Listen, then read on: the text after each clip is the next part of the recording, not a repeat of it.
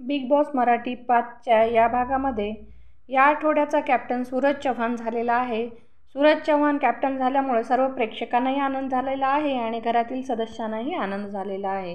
तर तो देवासमोर हात जोडून गणपती बाप्पाचे आभार मानतो आणि म्हणतो की मी गणपती बाप्पामुळं कॅप्टन झालेलं आहे असं म्हणतो.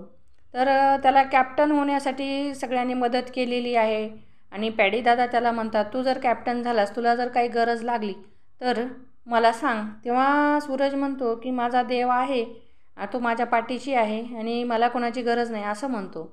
आणि इथं निक्कीनं सूरजला कॅप्टन बनवण्यासाठी खूपच शर्तीचे प्रयत्न केले होते, कारण तिला अंकिता, वर्षाताई आणि जान्हवी कॅप्टन म्हणून नको होत्या, म्हणून त्यांनी सूरजला मदत केलेली आहे. अरबाज आणि निक्की आणि घनश्याम हे सूरजला समजवत होते की तू कॅप्टन पदासाठी कसा लायक आहेस, हे सिद्ध करायचं आहे तुला, तर तुला कोणकोणते पॉईंट वापरायचे हे ती सांगत होती. अरबाजला कशी मदत केली, वैभवला कशी मदत केली, प्रत्येकाच्या विषयी ती बोलत होती. आणि सूरज पण म्हणू लागला की मी कॅप्टनच्या पदासाठी लायक आहे, म्हणूनच मला घनश्यामनं रिप्लेस केलेलं आहे, मला ती संधी दिलेली आहे असं सूरज म्हणतो.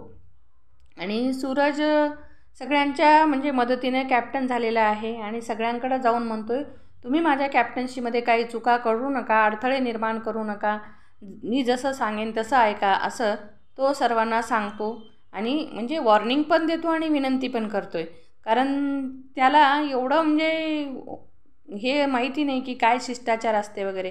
तो आपल्या गावढळ याच्याप्रमाणे तो जाऊन त्यांना हात जोडून विनंती करतोय आणि विनंती वजा वॉर्निंग पण करतोय. तर सूरज ही कॅप्टन्सी सांभाळू शकेल का? आणि त्यातल्या त्यात महत्त्वाचं म्हणजे बिग बॉसनं त्याला एक पॉवर दिलेली आहे, जे चुकतील त्यांना शिक्षा करण्याचा.